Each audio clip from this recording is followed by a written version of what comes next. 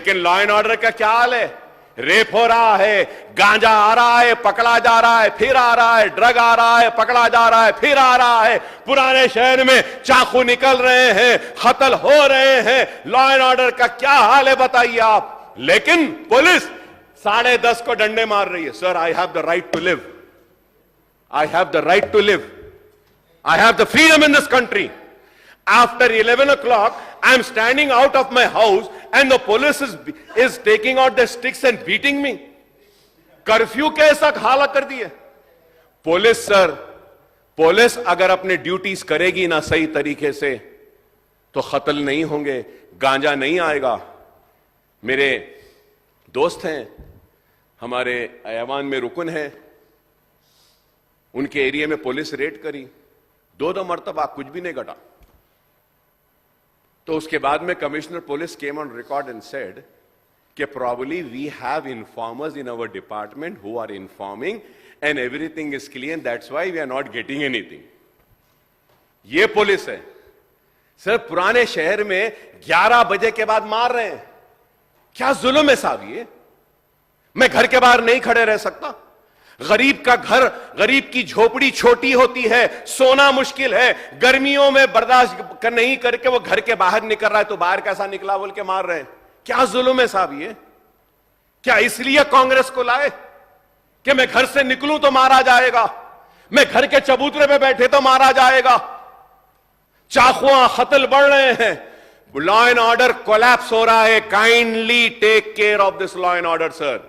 और अच्छे ऑफिसर्स को ला लिए, अच्छे ऑफिसर्स को लाइए, करप्ट ऑफिसर्स नहीं होना, लॉ एंड ऑर्डर मेंटेन होना, गांजा बंद होना, व्हाइटनर बंद होना है, ड्रग्स बंद होना है। नशे की लत में आज पूरा शहर डूबा हुआ है। I welcome the initiative taken by the government and in particularly by Honorable Chief Minister Sahab for curbing the menace of this ganja drug sir. We will lend our full support sir.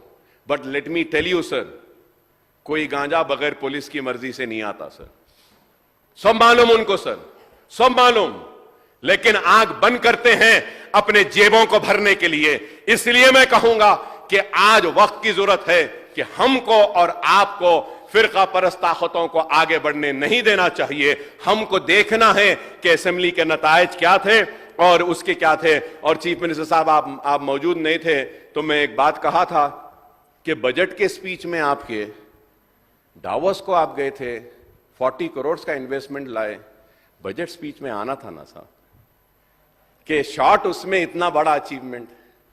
तो kindly sir इस पर देखिए और मैं उम्मीद करता हूं कि तेलंगाना रियासत तरक्की करेगा, खुशहाली के तरफ जाएगा और यहां का जो पर कैपिटा आज है यह और आगे बढ़ेगा और मुसलमानों को उनका हक दिया जाएगा। उस्मानिया हॉस्पिटल बनेगा और मुझे उम्मीद है कि पुराने शहर में ट्रेन छुक छुक आएगी मेट्रो। और चीफ मिनिस्टर साहब ने जो कहा बिल्कुल सही कहा कि जयपाल रेड्डी साहब को हम नहीं भूल सकते जिनकी वजह से मेट्रो आई, हम राजशेखर रेड्डी साहब को नहीं भूल सकते, लेकिन उसके साथ साथ अकबरुद्दीन ओवैसी भी कोशिश किया था मेट्रो को, उसको भी ना भूलिए।